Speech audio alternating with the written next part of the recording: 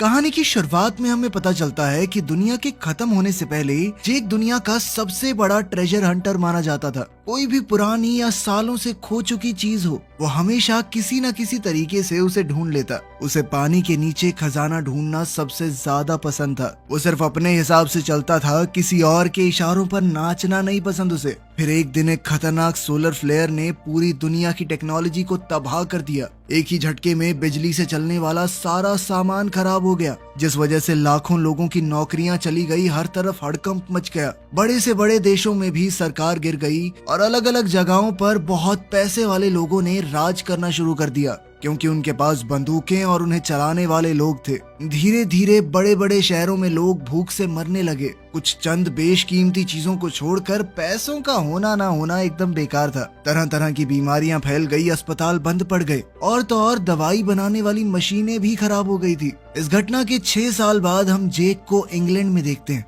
वो अभी भी एक ट्रेजर हंटर के तौर पर काम कर रहा था। वो थोड़ा संभलते हुए एक पुराने से इलाके में गया। थोड़ी देर आसपास देखा, फिर एक होटल में घुस गया और सीढ़ियां चढ़ के पेंट हाउस तक गया। वहाँ एक बड़ा किताबों का शेल्फ था, जिसे उसने ध्यान से देखा और उसके पीछे एक छुपा हुआ कमरा मिला। जेक ने तुरंत छोटे छोटे बम लगाए और स्टील का दरवाजा उड़ा दिया। उसने अपनी बैटरी जोड़ी ताकि लाइट मिल सके। वहाँ एक तिजोरी है जिसमें कीपैड और पासवर्ड चाहिए। जेक ने चाबी पर लगे उंगलियों के निशान देखे और अपनी एक कॉपी में सारे अक्षरों को लिखकर सही पासवर्ड का अंदाजा लगा लिया। तिजोरी खोलने पर उसे पुराने म्यूजिक रिकॉर्ड्स मिले। उसने वही रिकॉर्ड बजाया जिसका नाम पासवर्ड था। जैसे ही म्यूजिक बजने लगा, एक दूसरी छुपी हुई तिजोरी खुल गई, जिसके बाद जेक ने उसमें से एक महंगा वायलिन निकाला। तभी पुलिस की यूनिफॉर्म पहने हुए कुछ गुंडे अंदर घुस आए और जेक से वायलिन मांगने लगे। जेक ने मना कर दिया और धमकी दी कि एक कदम आगे बढ़ाया ना, तुम में से एक जिंदा नहीं जाएगा यहाँ से। पर गुंडे ने फिर भी उसके ऊपर हमला कर दिया।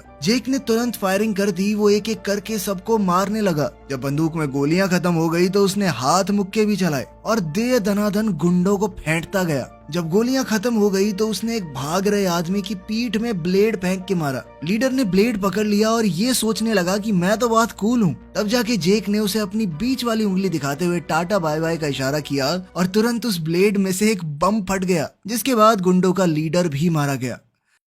कुछ देर बाद जेक एक बड़ी सी हवेली में गया जो अब एक फैक्ट्री बन चुकी है और वहाँ बहुत सारे गार्ड्स भी हैं। उसने वो वायलिन एक वॉर लॉर्ड के असिस्टेंट को दिया। उसने कहा कि राजा ऑगस्ट तुम्हें एक और काम देना चाहते हैं। जेक को बड़ा अजीब लगा कि ये वॉर लॉर्ड अपने आप को राजा बुलवा रहा है। उसने मना कर दिया, क्योंकि इस काम के लिए उसे समुद्र पार जाना होगा दूसरे देश में। वहाँ पर क्या हाल है कोई नहीं जानता। जब ऑगस्ट ने ये सुना कि जेक ने मना कर दिया है तो उसने अपने असिस्टेंट से कहा कि उसे एक ऐसा ऑफर दो जो वो मना ना कर सके। इसके बाद जेक अपने घर वापस आया। उसके घर पर एक टूटी हुई बोट मौजूद थी। उसने अपने घर पर तरह तरह के जाल बिछाए हुए थे ताकि कोई भी चुपके से उसके घर में घुस ना सके, और साथ ही उसने अपने कुत्ते को खाना भी खिलाया। फिर उसने अपनी पेमेंट को चेक किया, जिसके अंदर थोड़ा खाना, कुछ चीजें और एक रिकॉर्ड था। उसने रिकॉर्ड बजाया और खाना खाते हुए ड्रिंक करते हुए सो गया। रात को उसने सपना देखा कि वो एक नई बोट में दुनिया भर में घूम रहा है। सुबह वो आवाज सुन के उठ गया। बाहर गया तो देखा कि एक सिपाही उसके ट्रैप में फंसा हुआ था। सिपाही ने कहा कि राजा तुमसे मिलना चाहते हैं।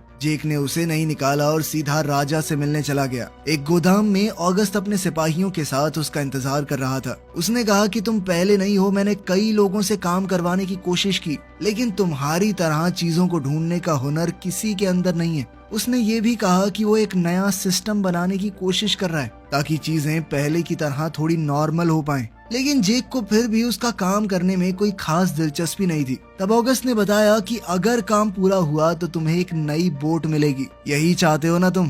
दरअसल मिशन है मोनालिसा पेंटिंग को उस तक पहुंचाना। उसे एक अनजान जगह पर किसी तहखाने में रखा गया है। जब पेरिस के ऊपर हमला हुआ तो सरकार ने अपना पूरा खजाना वहां छुपा दिया था। ऑगस्ट ने कहा कि वो जेक को पूरी मदद, खाना और उसकी जरूरत की हर चीज देने को तैयार है। बस तुम्हें किसी भी हाल में ये मिशन पूरा करना होगा। बोट के लालच में आकर जेक मान गया। उसने अपने कुत्ते को ऑगस्ट की असिस्टेंट के हवाले करते हुए कहा कि अगर मैं वापस ना आऊं तो प्लीज इसका ध्यान रखना। जेक पहले तो शांत था, लेकिन जैसे ही वो एयरपोर्ट पहुंचा तो उसे बड़ी चिंता होने लगी, क्योंकि उनके प्लेन में पहले ही गोलियों के छेद थे। ऑगस्ट ने जेक को मैप दिखाते हुए पूरा रास्ता समझाया। कहाँ कहाँ दुश्मन भरे पड़े हैं, कहाँ कहाँ शांति, सब कुछ बताया। ऑगस्ट ने ये भी बताया कि पेरिस शहर के सेंटर में मेरा एक आदमी तुमसे मिलेगा, बस वहाँ तक पहुँच जाओ, आगे वो तुम्हें गाइड करेगा। जैसे ही तुम्हें मोनालिसा मिल जाए तो उसके 3 घंटे के अंदर अंदर मैं तुम्हें वहाँ से निकालने का इंतजाम कर दूंगा। शाम को जेक प्लेन में चढ़ गया। पायलट काफी जवान है और कहने लगा कि सब कुछ ठीक है, चिंता मत करो। पर जेक देखकर समझ पा रहा था कि प्लेन के अंदर दिक्कत तो है, ये ढंग से उड़ा नहीं पा रहा। कुछ देर बाद पायलट ने कहा कि देखो हमारा ना फ्यूल थोड़ा लीक हो रहा है, तो रास्ते में पैराशूट से कूदना पड़ेगा। ये सुनकर बेचारा जेक बौखला गया। उसने कहा कि भाई मैं पहले नहीं कूदा पैराशूट से, चलाते कैसे हैं इसे? लेकिन पायलट बिजी था, कुछ खास मदद नहीं कर पाया। कुछ देर बाद जेक सो गया और उसने एक सपना देखा। वो फिर से बोट में था और इस बार एक लड़की भी थी उसके साथ। अचानक प्लेन तेजी से हिलने लगा और जेक उठ गया। उनके ऊपर हमला हो रहा था। पायलट जैसे तैसे प्लेन को बचाने की कोशिश कर रहा था, पर उसने कहा कि हमें थोड़ा प्लान से पहले कूदना पड़ेगा। थोड़ी एक ठीक सी जगह देखकर जेक जल्दी से कूद गया और पैराशूट खोल दिया। जब वो नीचे उतरा तो उसकी लैंडिंग बहुत ज्यादा अच्छी नहीं हुई। उसने आगे चलना शुरू किया पर आसपास हर जगह आग लगी हुई थी। उसने देखा कि कुछ लोग जो वहाँ के वॉरलॉर्ड के खिलाफ लड़ रहे थे, उन्हें मारकर लटका दिया गया था ताकि बाकी सबको डराया जा सके। तभी एक टैंक बिल्डिंग को तोड़ते हुए वहाँ पर आया। वो उस पर निशाना लगाने लगा, लेकिन उससे पहले एक मिसाइल ने टैंक को उड़ा दिया। कुछ विद्रोही वहाँ आए और टैंक का ढक्कन खोल के अंदर ग्रेनेड फेंक दिया, जिससे अंदर मौजूद सिपाही भी मारे गए। लेकिन उन्होंने जेक को कुछ नहीं कहा और चुपचाप वहाँ से चले गए। शहर के अंदर वॉरलॉर्ड वोल्कोव के आदमी आम लोगों को डरा रहे थे। वोल्कोव बहुत ही खतरनाक और बुरा आदमी था। उसे चेस खेलना बहुत पसंद था, क्योंकि उसकी मदद से वो अलग अलग पैंतरे सीखता है। जो भी आदमी वोल्कोव के रास्ते का कांटा बनता, वो पहले उसके साथ चेस खेलता। आज उसके सैनिक जिस आदमी को पकड़ कर लाए थे, वो बढ़िया नहीं खेल पा रहा था, तो वोल्कोव ने सीधा उसे गोली मार दी। उसके खास राइट हैंड आदमी का नाम गॉर्निच है, जिसने बताया कि आज एक आदमी प्लेन से कूदा है। वोल्कोव ने तुरंत अपने आदमियों को कहा कि जल्द से जल्द उसे ढूंढो। सुबह जेक शहर के एक दूसरे हिस्से में पहुंचा। वहाँ के लोग गरीबी में जी रहे थे और वोल्कोव से बहुत डरते थे। जेक ने कार के पीछे से कुछ पुराने कपड़े उठाए और अपने अच्छे कपड़े वहाँ छुपा दिए। वहीं पास में सिपाही सभी लोगों को इकट्ठा करके रूल समझा रहे थे। उन्होंने कहा कि कर्फ्यू तोड़ने पर कड़ी सजा मिलेगी। फिर लोगों में डर बनाए रखने के लिए उन्होंने 2 विरोधियों को सबके सामने मार दिया। जब जेक वहाँ से निकलने लगा तो सिपाहियों ने उसे घेर लिया और कहा कि बैग नीचे फेंको। जेक ने बड़ी चालाकी से बैग एक आदमी के चेहरे पर फेंका और जल्दी से लड़ाई शुरू हो गई। उसने एक सिपाही का हाथ कार के दरवाजे में फंसा दिया और फिर दूसरे का सर साइड व्यू मिरर पे दे मारा। एक सिपाही ने चाकू से हमला किया, पर जेक ने उसका हाथ पकड़ के उसी चाकू से उसे मार दिया। कुछ ही सेकंडों में सब नीचे गिर गए और जेक निकलने के लिए तैयार हो गया। एक और सिपाही छुपकर बाहर आया और जेक पर गोली चलाने की तैयारी करने लगा, लेकिन उसके गोली चलाने से पहले ही एक लड़की ने उसका गला काट डाला। इस लड़की का नाम है ड्रिया। वो अगस्त के लिए काम करती है और अब जेक की मदद करेगी। उसने कहा कि जब से तुम उतरे हो मेरी निगाह थी तुम्हारे ऊपर, पर मैं देखना चाहती थी कि तुम खुद को संभाल भी सकते हो या नहीं। अगर कोई नालायक आदमी होता तो मरने देती, क्योंकि आगे चलकर चीजें बहुत खतरनाक होने वाली हैं। जेक और ड्रिया दोनों तेजी से शहर के अंदर से छुपते हुए निकलने लगे। वो भीड़ में घुल मिलकर छुपते छुपाते जा रहे थे, लेकिन एक जनरल ने फिर भी उन्हें देख लिया। जेक और ड्रिया एक चर्च में घुस गए, जहाँ उनकी मुलाकात फादर सैमसन से हुई। उसके पास एक जरूरी मैप है जो हाल ही में मरे कुछ विद्रोहियों ने छुपा रखा था। सैमसन उन्हें अपने गैराज में ले गया और वो ट्रक दिखाया जिस पर वो काम कर रहा था। मैप पर उसने उनकी अगली डेस्टिनेशन दिखाई और उसके कोने में कुछ सीक्रेट कोड लिखा हुआ था। जब सैमसन ट्रक को तैयार कर रहा था तो ड्रिया ने जेक के जख्मों का इलाज किया। तभी जनरल और उसके सिपाहियों ने चर्च को घेर लिया और सबसे कहा कि बाहर आओ। जेक और ड्रिया भागकर ट्रक तक पहुंचे, जबकि सैमसन जनरल का ध्यान भटकाने के लिए बाहर चला गया। सैमसन कहने लगा कि मैं बिल्कुल अकेला हूँ, लेकिन सिपाहियों ने उसकी बात नहीं मानी। कुछ सिपाही चर्च के अंदर ढूंढने चले गए। बाहर सैमसन ने अपनी बंदूक निकाली और जनरल के हाथ में गोली मार दी, जिसके बाद तुरंत ही बाकी सिपाहियों ने उसे गोलियों से भून दिया। अंदर सिपाही भी गैराज तक पहुंचे और ट्रक के अंदर बैठे जेक को देखकर उनका ध्यान भटक गया। तभी ड्रिया ने अचानक पीछे से हमला करके उन लोगों को मार दिया, कुछ को बंदूक से तो किसी को चाकू से। बाहर वाले सिपाही अभी भी सैमसन पर गोलियां चला रहे थे, इसीलिए उन्हें अंदर चलने वाली बंदूकों की आवाज नहीं आई। लेकिन जैसे ही जेक ने ट्रक स्टार्ट किया तो रेडियो जोर से बजने लगा और उन्हें आवाज सुनाई दे गई। एक इशारे पर टैंक ने चर्च पर गोले बरसा दिए, लेकिन जेक और ड्रिया एन मौके पर गैराज का दरवाजा तोड़कर ट्रक लेकर निकल गए। सिपाहियों ने धुआंधार फायरिंग की पर गोलियों का ट्रक के ऊपर कोई असर नहीं हो रहा था। अब जेक ने ट्रक को एक रैंप पे चढ़ाकर टैंक के ऊपर से कुदा दिया और वो लोग वहां से बचकर निकल गए। लेकिन अभी भी वोल्कोव के कुछ सिपाही बाइक्स पर उनका पीछा करने लगे। जल्द ही वो एक चेक पॉइंट पर पहुंच गए जहां गार्ड्स ने भी फायरिंग शुरू कर दी। लेकिन जेक अब तक समझ गया था कि उनका ट्रक बुलेट प्रूफ है, तो उसने बिना रुके रोड ब्लॉक के ऊपर से छलांग लगा दी। अगले रोड पर एक और कार आ गई जिसमें और ज्यादा सिपाही थे, तो जेक को एक बिल्डिंग के अंदर घुसना पड़ा। टैंक ने दूर से उन पर एक गोला दागा, लेकिन उसका निशाना सही जगह नहीं लगा। वो एक दूसरी गाड़ी को जा लगा जो धमाके से रोड पर गिर पड़ी, जिससे टकराकर कई बाइकर्स गिर गए। जेक ने एक जबरदस्त तेज मोड़ लिया और धमाके से बच गया। ड्रिया ने कहा कि जल्दी से टनल में घुस जाओ, और वो दोनों जल्द से जल्द वहां से निकल गए। टनल में दो बाइकर्स अभी भी उनका पीछा कर रहे थे। बाहर निकलते ही उनके सामने एक और टैंक आया। टैंक ने जबरदस्त हमला किया, लेकिन जेक ने ऐन मौके पर ट्रक को वहां से हटा दिया। भाग दौड़ फिर से शुरू हो गई और अब सिपाही उन्हें हर तरफ से घेरने लगे थे। अचानक ड्रिया ने एक ग्रेनेड फेंककर बाइकर्स को तो गिरा दिया, लेकिन अभी भी एक गाड़ी उनके पीछे थी। टैंक ने फिर से फायर किया, लेकिन जेक ने ट्रक को कुदा दिया और वो गोली सीधा उनके दुश्मनों को जा लगी। फैसिलिटी के एक नए हिस्से में घुसते ही एक और गाड़ी सिपाहियों के साथ आ गई। टैंक फिर से तैयार था गोला मारने के लिए, लेकिन जेक ने तेजी दिखाकर अचानक कट मार दिया और फिर से उनके दुश्मन ही घायल हो गए। अब जेक और ड्रिया आखिरकार वहां से बचकर निकल ही गए थे। रात को वो दोनों एक जगह रुक गए आराम करने के लिए। जेक ने पूछा कि बस एक पेंटिंग के चक्कर में इतने लोग हमें मारना क्यों चाहते हैं? मान लिया मशहूर है, पर इतना भी क्या हो गया? ड्रिया ने कहा कि पेंटिंग तो बस एक बहाना है, असल में हमें वो तिजोरी ढूंढनी है वोल्कोव से पहले। उसके अंदर बहुत सारे हथियार भी मौजूद हैं जिसे विरोधी इस्तेमाल कर सकते हैं। साथ ही उसने कहा कि मैं तुम्हारे सपने के बारे में जानती हूँ, और उसने गुड लक के तौर पर जेक के लिए एक छोटी सी कागज की बोर्ड बनाई थी। अगले दिन वोल्कोव अपनी ट्रेन में उस तिजोरी को ढूंढने निकल गया। जनरल ने वहां आकर उसे बताया कि सिर्फ 2 आदमी थे और उनकी पूरी टीम को हरा दिया, लेकिन वोल्कोव ने उसकी नाकामी से चिढ़कर फटाक से उसे गोली मार दी। उधर जेक और ड्रिया एक पुरानी बिल्डिंग में पहुंचे जहां पर एक तिजोरी है। कुछ देखकर ड्रिया डर गई क्योंकि ये एरिया रैट्स के कब्जे में है। रैट्स दरअसल कुछ ऐसे कैदी थे जो जेल में बड़े लंबे समय तक बंद रहे। जब उन्हें खाना नहीं मिला तो वो आदमियों को खाने लगे, और अब वो जिसे पकड़ लेते हैं उसे खा जाते हैं। तभी उनके पास ही आग से हमला हुआ, मतलब कोई तो उनका पीछा कर रहा है। वो दोनों अंदर दौड़े और दीवार पर उन्हें खून दिखा। तिजोरी खुली हुई थी और खाली भी। दरवाजे के कोने से आ रही बारूद की महक से जेक समझ गया कि इसे तो हाल ही में उड़ाया गया है। अंदर कुछ था नहीं, मतलब सभी चीजें किसी सुरक्षित जगह पर ले जाई गई हैं। बाहर रैट्स तेजी से उनकी ओर बढ़ रहे थे। ड्रिया और जेक बिल्डिंग के अंदर दूसरे फ्लोर तक गए जहां गोलियों के शेल्फ्स पड़े हुए थे। जेक ने हिसाब लगाया कि यहाँ के लोग आखिर तक लड़े।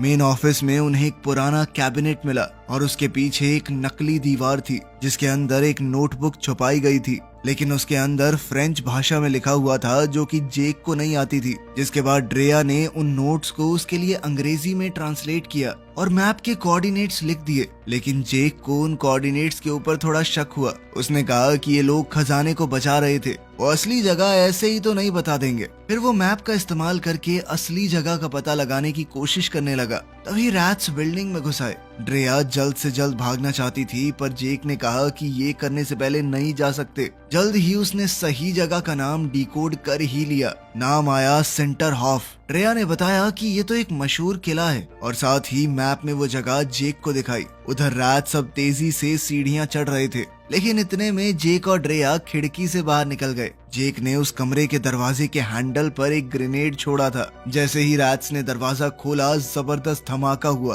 और वो सभी अंदर ही मारे गए। ट्रक में वापस जाकर ड्रिया ने विद्रोहियों को फोन किया और कहा कि सेंटर हॉफ में हमें मिलो। थोड़ी देर बाद वोल्कोव भी अपनी ट्रेन में उस जगह पहुंच गया। उसने रोड पर ट्रक के टायरों के निशान देखे। उन निशानों का पीछा करते हुए वो लोग वहां तक पहुंच गए जहां पर जेक और ड्रिया ने उस किले का पता लगाया था। वहां पर गॉर्निच को वही नोटबुक मिली जिसके अंदर कोऑर्डिनेट्स लिखे हुए थे, पर वोल्कोव भी इतना समझदार तो था कि ये सब इतनी आसानी से नहीं मिलेगा हमें। उसने यूवी लैंप की मदद से ड्रिया के फिंगरप्रिंट देखे, क्योंकि अगर किसी को भी मैप में एक जगह मिल जाए तो वो उस पर हाथ तो लगाता है। अब वो समझ गया कि असली जगह सेंटर हॉफ में ही है। एक रात वहां पर अभी भी जिंदा था। और वॉल्कोव ने उसे धन्यवाद कहते हुए गोली मार दी। आखिर में जेक और ड्रेया सेंटर हाफ पहुंच गए। ड्रेया ने गेट का ताला काट कर अंदर घुसने का रास्ता खोला। मेन बिल्डिंग तक पहुंचकर जेक को कुछ अजीब लगा। वहाँ कोई सिक्योरिटी नहीं थी। अंदर कुछ मशीनें चल रही थी तो जेक ने हिसाब लगाया कि शायद सोलर पैनल से ये सब हो रहा होगा। ड्रेया ने उस जगह के ब्लूप्रिंट देखे और समझ गई कि जो आवाज गूंज रही है वो वॉल्ट के एयर फिल्ट्रेशन सिस्टम की है, मतलब वो तिजोरी अभी भी बंद है। जेक ने प्लान बनाया कि जहाँ से हवा जा रही है वो उसी सुरंग से अंदर जाएगा, लेकिन उसके बीच में एक बहुत बड़ा पंखा था। ड्रेया ने कहा कि मैं सोलर पैनल्स को ढूंढती हूँ ताकि पंखे को बंद कर सकूं, और जेक आगे बढ़ने लगा। सबसे ऊपर वाले फ्लोर पर जेक को एक रस्सी मिल गई और उसने उसे एक वॉल्व से बांध दिया। फिर उसने अपना बैग उठाया और उससे एक सेफ्टी बेल्ट बनाई और फिर सेफ्टी बेल्ट को रस्सी से बांध दिया। अब वो धीरे धीरे सुरंग के नीचे उतरने लगा। नीचे तेज रफ्तार में एक पंखा घूम रहा था। अगर वो उससे टकराया तो चीथड़े उड़ जाएंगे। वो बड़े ध्यान से ये सब कर रहा था, लेकिन रस्सी धीरे धीरे घिसने लगी। अंदर ड्रेया सोलर पैनल्स वाले एरिया तक पहुंच गई। उसने जल्दी से गोलियां चलाना शुरू किया। उसका पहला निशाना तो चूक गया, लेकिन दूसरे शॉट से उसने सारा सिस्टम खराब कर दिया। रस्सी टूटने से जैसे ही जेक नीचे गिरा, फैन अचानक रुक गया और किसी तरह अपने हीरो की जान बच गई। धड़ाम से गिरने के बाद भी जेक उठा और उसने एयर डक्ट को देखा। वो पानी से भरा हुआ था। उसने गहरी सांस ली और पूरी ताकत से तैरते हुए अंदर घुसा। वो ऊपर के रास्ते तक पहुंच गया, लेकिन वो दरवाजा बंद था। जेक ने पूरी जान लगा दी उसे तोड़ने के लिए। बड़ी मुश्किल से वो बचकर बाहर निकल पाया। अब जेक तिजोरी के अंदर पहुंच गया था। उसने अंदर से दरवाजा खोला ताकि ड्रेया भी आ सके। वॉल्ट के अंदर मोनालिसा मिली। वो कोई असली पेंटिंग नहीं थी, वो तो दरअसल एक न्यूक्लियर बॉम्ब है जिसके ऊपर मोनालिसा की पेंटिंग बनी हुई है। ये देखकर जेक पूरी तरह चौंक गया, लेकिन ड्रेया इसके बारे में पहले से जानती थी। उसने कहा कि अगर तुम्हें ये बात पता भी होती तो क्या फर्क पड़ता, जरूरी नहीं थी तो नहीं बताई। ड्रेया ने बताया कि जब अमेरिका ने जापान के ऊपर बम गिराया था तब उन्होंने एक बम रशिया के लिए भी बचा कर रखा था। ये वही बम है और अगस्त से इस्तेमाल नहीं करना चाहता। वो बस वॉल्कोव जैसे खतरनाक लोगों से इसे दूर रखना चाहता है, क्योंकि अगर उनके हत्थे चढ़ गया तो वो चला देंगे। जेक ने कहा कि कोई भी वॉर लॉर्ड भरोसे के लायक नहीं है, ना वॉल्कोव ना अगस्त। साथ ही उसने कहा कि वॉल्कोव के खिलाफ लड़ने का कोई फायदा नहीं है, वो बहुत ताकतवर है, आखिर में वो ही जीतेगा। खैर जल्द ही कुछ विद्रोही वहां आए ड्रेया की मदद करने के लिए, लेकिन अब जेक कहने लगा कि मुझे तुम सबसे कुछ लेना देना नहीं है, मैं जा रहा हूँ, मुझे इस सब का हिस्सा नहीं बनना। इतना कहकर वो ट्रक में बैठा और वहां से निकल गया। थोड़ी देर बाद वॉल्कोव की ट्रेन सेंजर हॉफ पहुंची और उसके सिपाहियों ने फायरिंग शुरू कर दी। विद्रोहियों ने बचने की बहुत कोशिश की, लेकिन सिपाहियों ने उन्हें मार गिराया। गॉर्निच ने अपनी मिसाइल से हमला करके ट्रक को उड़ा दिया। अब वॉल्कोव को उस तिजोरी की चाबी मिल गई थी और उसने बम को ट्रेन में रखवा लिया। उधर जेक एक जगह पर रुककर ड्रेया की दी हुई वो छोटी सी बोट देखने लगा। उसे देखकर जेक का मन बदल गया। वो किले पर वापस गया और हर तरफ फैली हुई लाशें देखी, लेकिन ड्रेया अभी भी जिंदा थी। उसने जल्दी से ड्रेया के जख्म को बांधा। ड्रेया ने कहा कि तुम सही कह रहे थे, ये सब कुछ बेकार है, आखिर में वॉल्कोव ही जीतेगा। पर अब जेक मन बना चुका था। उसने कहा कि ऐसा कुछ नहीं है, मैं तो बस भाग रहा था इस सब से। वॉल्कोव को हम रोकेंगे, उस साले की ट्रेन ही उड़ा देंगे। अब उन दोनों ने कुछ बम अलग अलग जगहों पर लगा दिए। उनके बाहर निकलते ही जबरदस्त धमाका हुआ और पूरा किला उड़ गया। शाम को ट्रेन धुंध की वजह से धीरे चल रही थी। वॉल्कोव को बहुत गुस्सा आया और उसने कंडक्टर को ही गोली मार दी, जिसके बाद ट्रेन धुंध को चीरते हुए जाने लगी। उधर जेक ट्रक को तेजी से चलाते हुए ब्रिज पर गया और जैसे ही ट्रेन उसके पास से निकली वो उस पर कूद गया। उसने एक दरवाजा खोलकर ग्रेनेड अंदर फेंका, जिससे कई गार्ड मर गए। कुछ लोग बच गए तो जेक अपने हाथों से ही उनसे लड़ने लगा और फिर एक की बंदूक छीनकर सबका सफाया कर दिया। फायरिंग की आवाजें सुनकर गॉर्निच वहां पहुंच गया। दोनों के बीच जबरदस्त लड़ाई छिड़ गई। गॉर्निच भी काफी ताकतवर था। वो दोनों एक दूसरे को बराबर की टक्कर दे रहे थे। गॉर्निच ने जेक को धक्का दिया और वो बम के पास जा गिरा, लेकिन इस बार जब वो जेक पर हमला करने आया तो जेक ने मुक्का मारकर उसके गोटे फोड़ दिए। इतने में पीछे से वॉल्कोव आ गया और जेक को देखते ही तुरंत गोली चलाने लगा, लेकिन जेक ने बड़ी चालाकी से गॉर्निच को अपने आगे कर दिया, जिससे गोली गॉर्निच को जा लगी। अब जेक ने मौका देखकर वॉल्कोव पर हमला बोल दिया। दोनों के बीच जबरदस्त लड़ाई शुरू हो गई। जेक ने वॉल्कोव के हाथ पर कंपस से छेद कर दिया और उससे चाबी छीन ली। उधर ड्रेया ब्रिज तक पहुंच गई और उधर आसपास बम लगा दिए। जैसे ही ट्रेन ब्रिज के पास पहुंची तो ड्रेया ने ब्रिज उड़ा दिया। साथ ही जेक ने भी ट्रेन से छलांग लगा दी। वॉल्कोव ट्रेन को रोकने की कोशिश कर रहा था पर बहुत देर हो चुकी थी। ट्रेन सीधा खाई में गिर गई और एक जबरदस्त धमाका हुआ। ये सब देखकर ड्रेया रो रही थी। उसे लगा कि जेक मारा गया, लेकिन उसने तो पीछे से आकर कहा कि रो क्यों रही है तू। ड्रेया उसे देखकर खुशी के मारे उससे लिपट गई। कुछ समय बाद इंग्लैंड में जेक ने उस न्यूक्लियर बम को एक्टिवेट करने वाली चाबी ऑगस्ट को दी और कहा कि बम अब खाई के नीचे पड़ा है, सिर्फ इस चाबी से ही उसे एक्टिवेट किया जा सकता है। ऑगस्ट ने कहा कि मेरे लिए उस बम को वापस लेकर आओ, पर जेक ने साफ मना कर दिया। उसने साफ कहा कि मुझे अब और मिशन नहीं करने और फिर वादे के मुताबिक अपनी नई बोट लेकर वहां से निकल गया। ड्रेया भी अब उसके साथ थी और दोनों एक दूसरे को चाहने लगे थे। उन्होंने फैसला किया कि अब वो इस बोट पर चढ़कर दुनिया घूमेंगे। आखिर में ऑगस्ट ने अपनी तिजोरी में चाबी रख दी और वहाँ पर असली मोनालिसा पेंटिंग पहले से मौजूद थी। वीडियो पसंद आई तो लाइक कर देना, चैनल को सब्सक्राइब कर लेना। मिलते हैं अगली वीडियो में।